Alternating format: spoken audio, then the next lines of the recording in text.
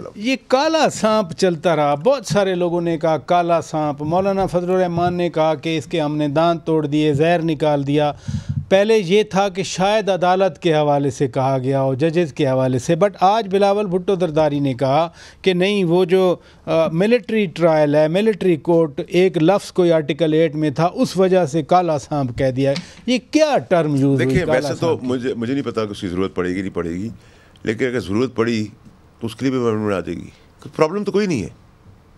अगर आप मुझसे पूछे रिजर्व सीटों का, तो मुझे अभी भी मैं आपको वही कहूँगा कि पीटीआई को मायूसी होगी। सो मैं तो बड़ा क्लियर, पीटीआई को रिजर्व सीट्स नहीं मिलेंगी। मुझे नहीं लगता, मेरे हिसाब से नहीं मिलेगी। क्यों? सुप्रीम कोर्ट का फैसला पड़ा, सुप्रीम कोर्ट के अपनी पुरानी जजमेंट्स भी है और ये प्रोगेटिव भी इलेक्शन कमीशन का। तो देखिए ना, जब देखिए आईन और कानून की जब बात आएगी तो कोर्ट्स उसकी तशरीह कर सकती है, उसकी आर्बिट्रेट कर सकती है, उसको समराइज कर सकती है, उसकी डिटेल कर सकती है, एनालिसिस कर सकती है, लेकिन कानून बना के हम पे लागू नहीं कर सकती। कानून बना के लागू करवाना हमारा काम है, लेजिस्लेटर्स का, लॉ मेकर्स का, पार्लियामेंट का।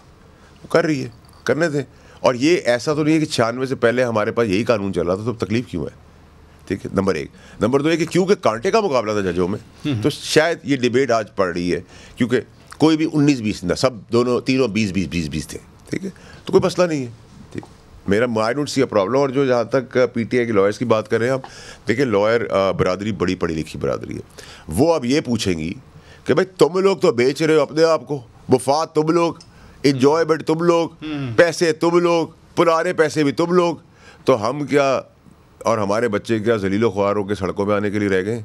अपने बच्चे घर के अंदर, अपनी अयाशियाँ अपने पास, और दूसरों के बच्चे सड़कों में। कमेंट आया, पीटीआई के बानी रुकन है अकबर एस बाबर, आपके साथ भी रहे होंगे जब आप पीटीआई में थे। उन्होंने कहा कि ये लाहौरी वकला का जो ग्रुप है ये ले डूबा है पीटीआई को। अब उसमें आपको पता है कौन कौन है लाहौर से जो वकला हैं जो पीटीआई से आगे हैं? मैं नाम लूँ या आपको मालूम है? देखिए फराज साहब, सिर्फ ये कहना कि लाहौर के वकला ही ले डूबे, ले डूबे तो बहुत सारे हैं सनम, अपने भी और पराए भी। लेकिन ले डूबे वो भी है जो कपड़ों से करीब है। कपड़ों से करीब आप भी नहीं हो सकते। अगर आप मेरे बेस्ट फ्रेंड हैं तब भी मेरे कपड़ों से करीब नहीं हो सकते। तो मैं इतरामन इतनी ही बात करूंगा। अब वो समझ आ रही है, सबको समझ आ रही है, सबको समझ आ रही है। ठीक है, तो नहीं, उन्होंने तो 9 महीने जेल गुजारी है, साल जेल 10 महीने गुजर गए ना। देखिए, जिनकी आप बात कर रहे हैं, मेरी बात सुनिए, किसी को भी 2 महीने का 9 घंटे भी नहीं गुजारनी चाहिए।